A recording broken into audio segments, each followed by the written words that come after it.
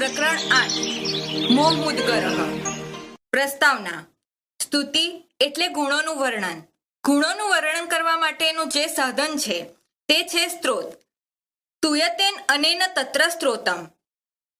કોઈકના ગુણોનું વર્ણન કરવા માટે જે પદ્યનો કે પદ્ય સમૂહનો સાધન તરીકે ઉપયોગ કરવામાં આવે છે તેને સંસ્કૃત સાહિત્યમાં સ્તોત્ર કાવ્ય તરીકે ઓળખવામાં આવે છે. આ પ્રકારના સ્તોત્ર કાવ્યોનું સંસ્કૃત સાહિત્યમાં એક વિશિષ્ટ સ્થાન છે. તેની પાછળનું કારણ એ છે કે સ્ત્રોતની રચના દ્વારા રચયિતા કાવ્યાનંદની સાથે સાથે પરમાનંદ બ્રહ્માનંદની પણ અનુભૂતિ કરી શકે છે.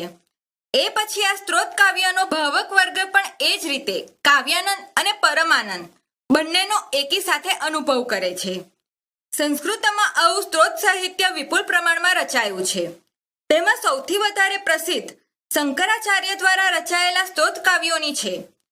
જો કે શંકરાચાર્યના નામે મળતા આ બધા જ સ્ત્રોતો આદિ શંકરાચાર્યએ પોતે જ રચ્યા હશે એમ માનવાને કોઈ સબળ કારણ આપણી પાસે નથી. આમ છતાં પરંપરાગત રીતે તેમને શંકરાચાર્યના રચેલા માની લેવામાં આવ્યા છે. મોહ મુદ્રર શંકરાચાર્યના રચેલા સ્ત્રોતોમાંનું એક સ્ત્રોત છે. આમાં કુલ 12 પદ્યો છે, પરંતુ અહીં તેમાંથી પસંદ કરીને માત્ર 8 પદ્યોનો સમાવેશ કરવામાં આવ્યો છે. આમ તો શંકરાચાર્યના સ્ત્રોત સાહિત્યમાં ચરપટ પંચરિકા 18 પદ્યો અને દ્વાશક પંચરિકા 13 પદ્યો એમ કુલ 31 પદ્યો છે.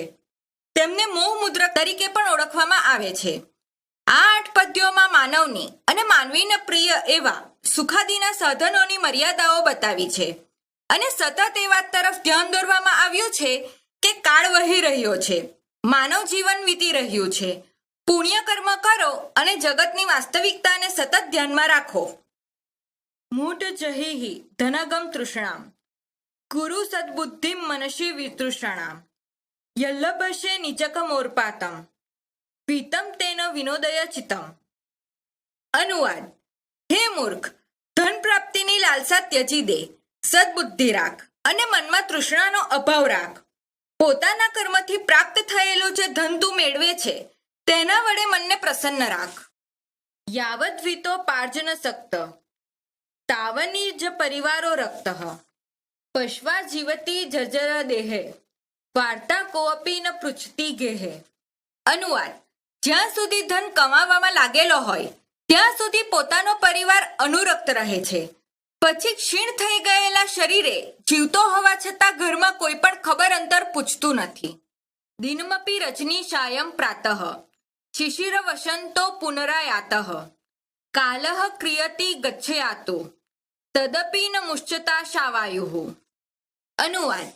દિવસ અને રાત, સાંજ અને સવાર, શિશર અને વસંત ફરી ફરીને આવતા રહે છે.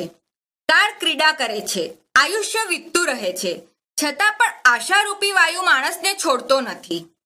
જટિલો મુંડી લુચ્છિત કેશઃ કાશાયાંબર બહુતકૃત વેશઃ પશ્યન્પી ચન પશ્યતિ મૂઢો રયુદર નિમિત્તમ બહુકૃત વેશઃ.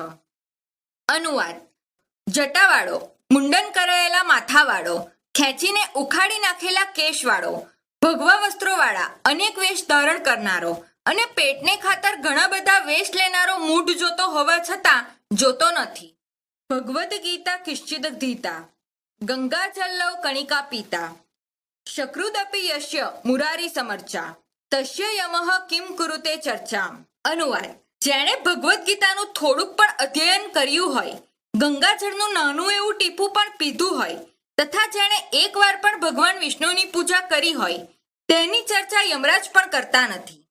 કામમ ક્રોધમ લોભમ મોહમ ત્યક્ત્યવાત્માનમ ભાવમ કોયમ આત્મજ્ઞાન વિહીના મૂઢાઃ તે પચ્યન્તે નરકની ગૂઢા. અનુવાદ. કામ, ક્રોધ, લોભ, મોહ ત્યજીને તું પોતાને ઓળખ. જે આત્મજ્ઞાન વગરના પામર જીવો છે તેઓ નરકમાં ડૂબેલા રંધાય છે. જ્ઞેયમ ગીતાના મહશસ્ત્રમ ધ્યેયમ શ્રીપતિ રૂપત જસ્ત્રમ જ્ઞેયમ સજ્જનંગે ચિતમ દેયમ દિનજનાયા ચ વીતમ. અનુવાદ. શ્રીમદ ભગવદ્ ગીતા અને વિષ્ણુ સહસ્ત્ર નામ ગાવા જોઈએ. લક્ષ્મીપતિ વિષ્ણુના રૂપનું વારંવાર ધ્યાન કરવું જોઈએ. સજ્જનોના સંગમાં મનને દોરી જવું અને ગરીબ માણસને ધન આપવું જોઈએ. સુખતઃ ક્રિયતે ધાન્ય ભોગઃ પશ્વાદંતઃ શરીરે રોગઃ યદ્યપિ લોકે મરણમ શરણમ તદપી ન મુચ્છતિ પાપાચરણમ. અનુવાદ: ધાન્યનો ઉપભોગ સુખપૂર્વક કરવામાં આવે છે, પછી અરે રે શરીરમાં રોગ થાય છે. જોકે દુનિયામાં મરણને શરણ થવું પડે છે, છતાં પણ પાપ કરવાનું છોડતો નથી.